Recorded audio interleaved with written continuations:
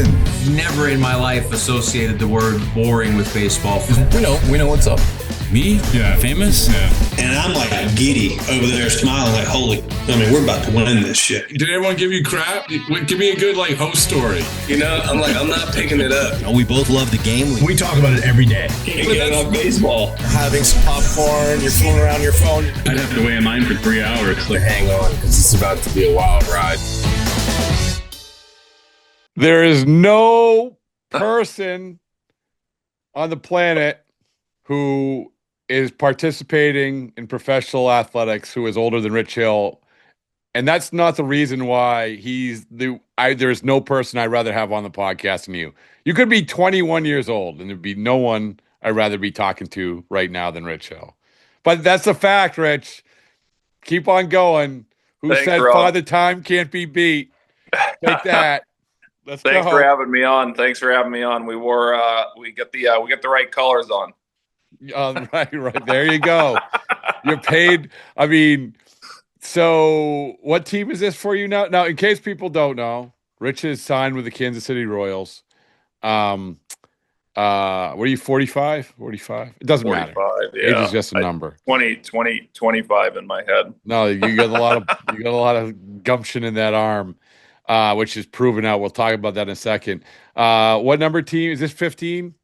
This is I think it's 16 organizations. 16. So yeah. I ran into a player who was just DFA'd, who's been with a few teams, and when I talked to him, I went in the clubhouse, he'd just been DFA'd, and he was packing his bag. And as he's packing his bag, and I'm talking to him, I mean, he must have been stuffing like 10 shirts in there.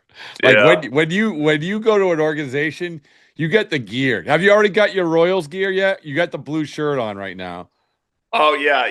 I'm in the hotel room here across the street from the facility down here in Arizona. Yeah. There's a bag. There's a lot of gear. We've talked about this in previous podcasts. We finally at our house put all the stuff that I had from this off season.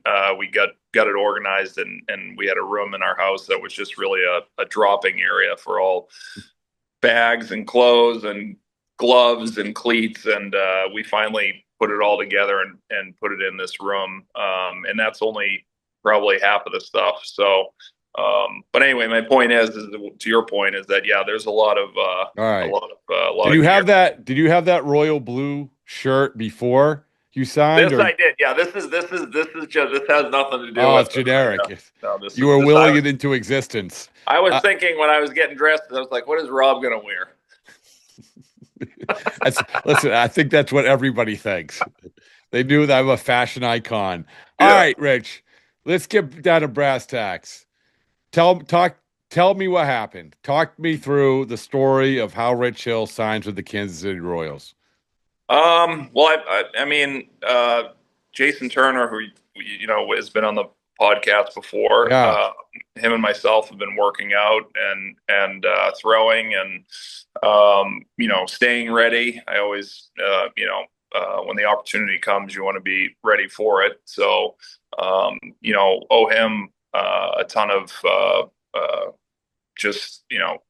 credit for this coming together and working with myself and Mike Reinhold at Champion Physical Therapy, and Dewey over there at Champion Physical Therapy. Those guys have been great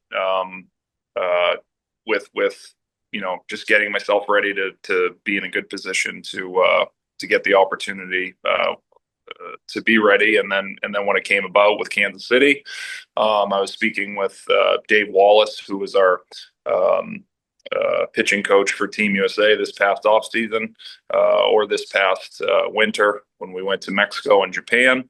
And he's a special assistant here with the organization.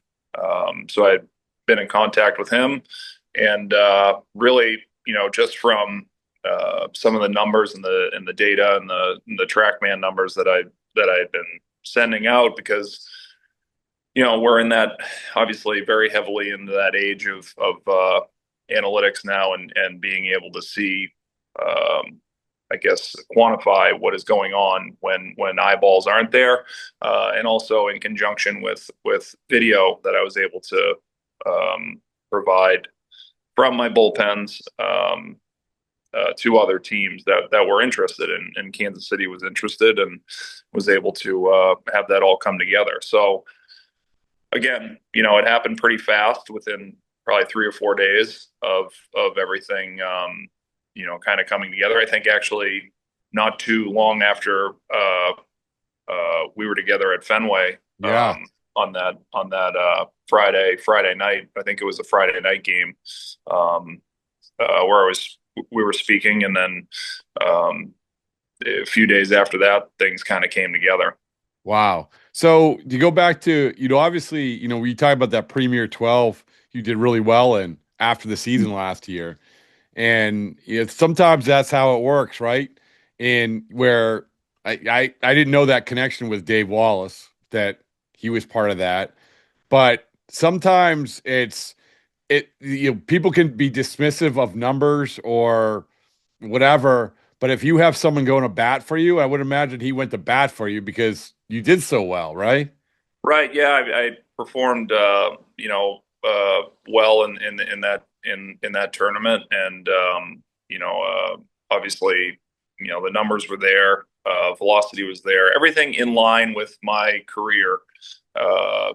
If we're going to talk about history and kind of like the facts of where everything was going, hasn't dropped off. So, with that in the competition, being able to, see that everything was going in that direction, that was something that Dave and really everybody on the staff there with Team USA and guys, that was a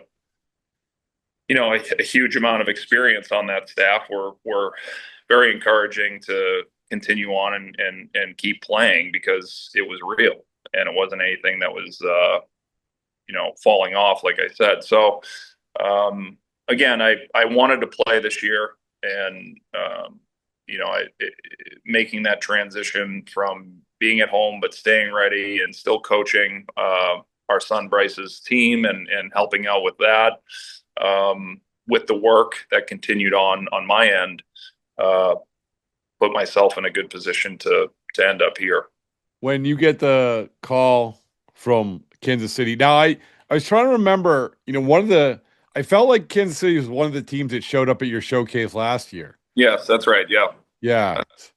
So what that tells me is that, they like the Rich Hill. They like the Rich Hill experience. Like they're right. I mean, sincerely, I mean, it's, if they sending someone and then they're looping back, someone besides Dave Wallace is sitting there saying, we like what you're presenting, the package. Well, and I think it also goes to talking with other guys too who are on the major league staff: Seth Lugo, Michael Walker, John Schreiber. All these guys are teammates. I've in Boston or in San Diego with the Mets. Seth and I were with the Mets. We were with San Diego, and Michael and myself were together in Tampa, in Boston, and in San Diego. So being able to have those relationships and have guys go to bat for you who are your teammates, is also it's humbling, to be honest with you, because I think guys like John Schreiber, who have had, and Michael Walker and Seth Lugo, who are all having amazing careers, have just those connections and those friendships that will continue to last long after baseball. But to have that kind of support has been humbling. When you make the agreement, you talk to your wife and Bryce, yeah, that's part of it, right? Yeah, they were both very excited, and it was very difficult leaving this. Yeah, because this isn't like last year. It was you're commuting to Worcester, and then you're commuting to Fenway Park, right? Right. Yeah. It was a completely different scenario, and obviously fortunate to get that opportunity last year. And I think that having that time with Worcester and with Boston, and getting that opportunity put me in a great position for pitching in the Premier 12 tournament for Team USA. And then from there, it just continued to reignite the fire again. That this is what you worked for, and this is what you've been doing your entire life. And this is a huge part of who you are. To be able to continue on and know that you can do it at a high level would be a disservice to myself not to at least give it another shot. And you could tell that as you were going, because you don't know, right? You don't know how when you start throwing, you keep throwing. You don't know, hey, maybe it's not coming out of the way your hand the way that you want it to. Yeah. But you kept saying that every time I talked to you, ball's coming out good. Like you should have made T-shirts. Ball's coming out of the hand good.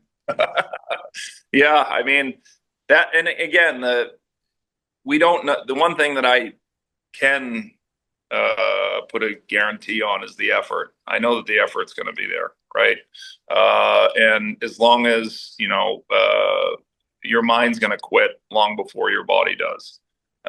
So you have to be able to continue to keep putting in the time, the effort, the work, and understanding that that conviction, that intensity, just that attitude that you take out there on the mound mentally is going to be consistent. So that's something that we do say in this conversation, that we don't know what the results are going to be, but that's not the focus. The focus is on the moment and how the ball is coming out of my hand when I'm playing catch, what that transitions to on the mound, but I don't leave that one throw. So I don't go, okay, it doesn't feel good coming out playing catch. Well, that has no bearing on how it's gonna feel coming out when I get on the mound. So I don't get that far ahead of myself, even within moments of the next throw. Just to be able to focus so much intent on that moment is such a service to even the players who are out there and the kids that are going to be listening to this, is that the more you can do that, the more you can focus in on again, that one throw and that one moment has nothing to do with the next. When you get on, your wife and Bryce say, all right, go ahead. They do the Rocky 2 moment. Just win. Just win. Adrian, just win.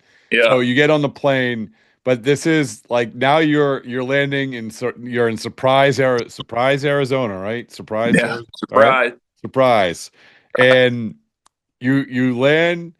It's even though you've gone through about every single situation a major league player could go through, or a professional baseball player, this is another one. You're landing in the middle of a season in Arizona, like with the idea that, hey, I'm ready to go. I'm a major league pitcher. This isn't like I'll see you in 4 months. Like this is let's go. So did you feel like when you got there, put on a uniform, did you feel like that? Let's go. Yeah, absolutely. And that's the whole intent, the whole purpose behind, I'm always a big believer is that you're playing for the name in the front of your jersey, not the one in your back. But at the same time, who are you bringing out there? Who are you bringing to the mound? Who's going with you?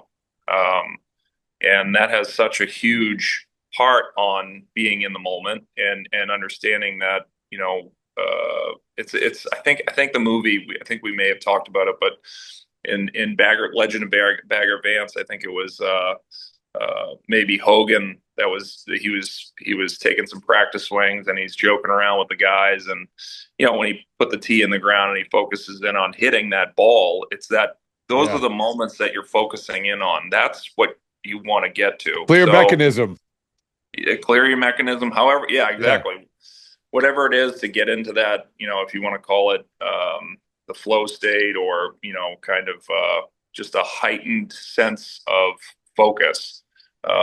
is easier to recall. Obviously, the more that you focus in on it, but certainly putting on the uniform and putting on, that putting on that mindset to be able to get ready to go out there and be all in on it and not have you're half in, you're half. You got to be all in. You got to be all in when you go to, and that's in anything.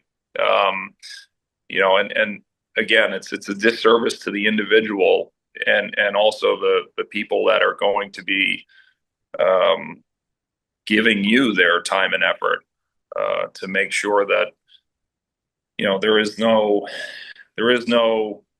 veering off of that path when you're making that decision to go and compete. And that competition muscle in your body or in your mind, for me, goes on as soon as I step on that field, and that doesn't waver. Well, last year, you were throwing in the field in Cooperstown, and then you said, "Hey, like I'm ready, I'm ready, I'm ready," and then you obviously you have, I think, one outing in Worcester Triple-A. Then you go up to the Red Sox, and next thing you know, you're facing Vlad Guerrero Jr. and getting him out. Right? No, Yeah. that's all. These are facts, Yeah. and so you can say, so when somebody like you says, "I'm ready to go," I'm going to put myself in position, and it's not going to take long. There you go. I believe it. So is that the same mindset right now where a lot of guys say, I got to ease into it? No, you're ready to go. Yeah. I don't know how long it'll take, but I believe that you'll be ready to go in not a long time, right? Yeah, and I think the other thing is that I'm not concerned about the outcome. I'm not looking at what is going to be the result, because that detracts from the moment and being ready for that moment and being and I'm trying to figure out a way to kind of but outcome oriented versus moment oriented is always been something that especially in the last 12 years or so that I've maybe even longer than that now. I'd have to go back to the calendar, but has been a constant throughout these last 15 years, and trying to when you find that just like the gym, where you go into the gym and you work on your body, you work on your conditioning, you work on getting stronger and maintaining good health. There, you have to work on between the years and being able to make that as consistent as possible. And that's something that, for me, once that light switch was turned on, it's been a constant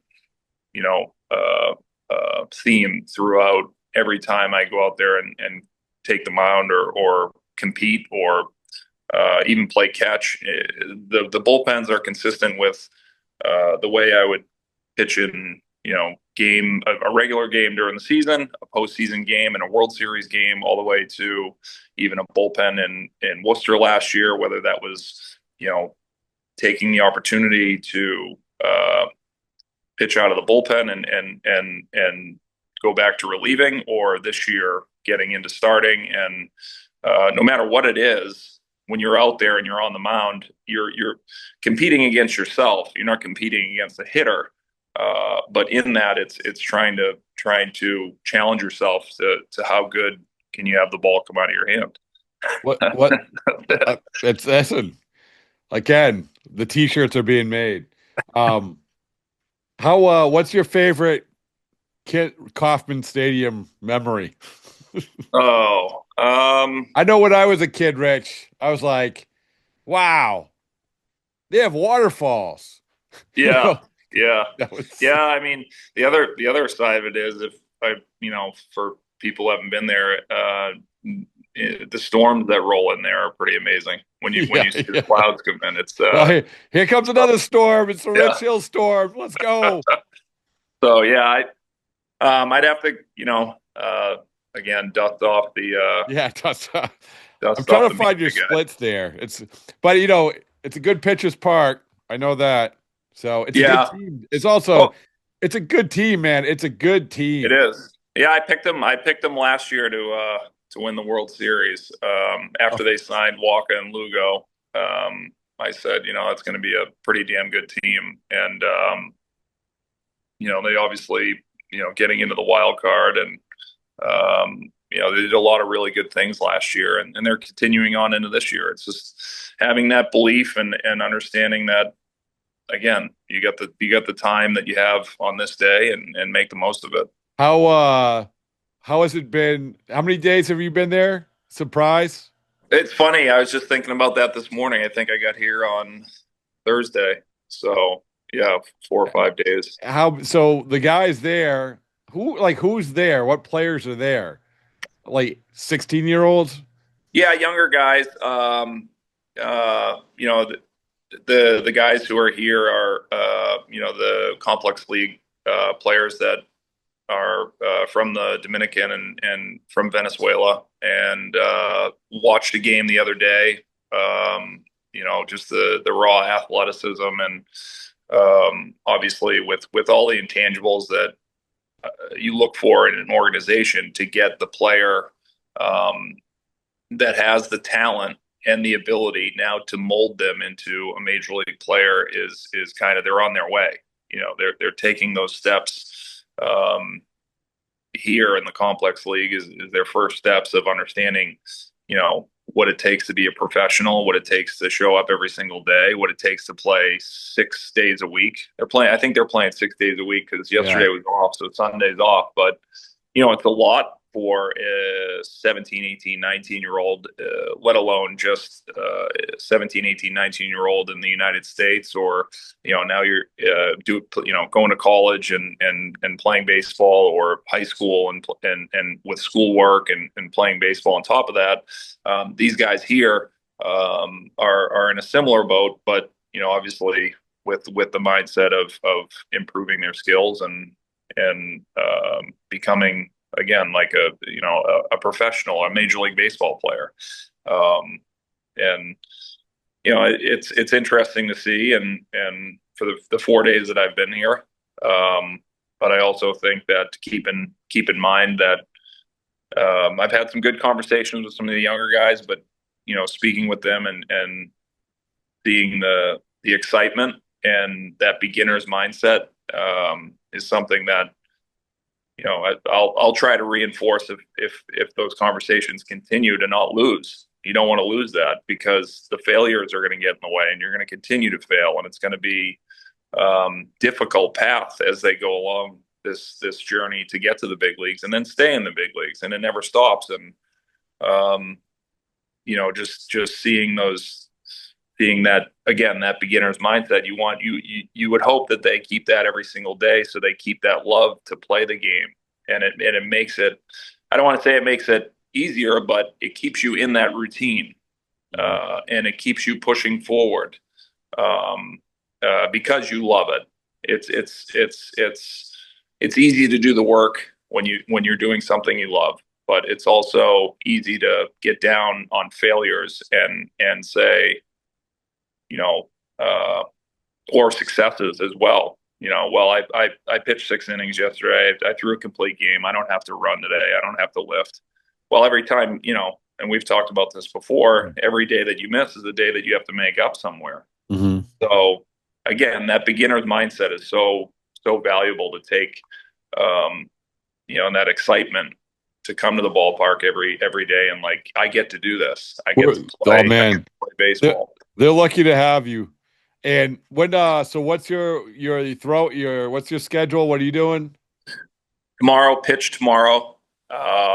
And then it's kind of day to day. So pitch in a complex league game, or yes. Okay. Yeah. All right, let's go. Let's go. You know who you're about to beat? You're about to beat Tom Brady. Oh, he gave up at 45, man. Like, that's what he gave up. Yeah, I didn't. He's obviously incredible and. Nah. I'm not talking. This isn't Tom Brady. He's got enough going for him. This is about building you up. Yeah. So. Well, yeah. No, I'm excited and just fortunate to have a good run of health and still the ability to do it. And I wouldn't be doing this, and I've said it before, I wouldn't be doing it. It's not a sideshow. This isn't something that I'm every day is I don't know. If the ability is still there and the love is still there, I don't want to ask what if. I don't want to sit there in 10 years and say, geez, I wonder if I just gave it, one more year, or I continued to, or, what would have happened? So I don't have to ask that. Well put. Well, we'll see you in Kansas City. All right. All right. All right. Thanks, Rob.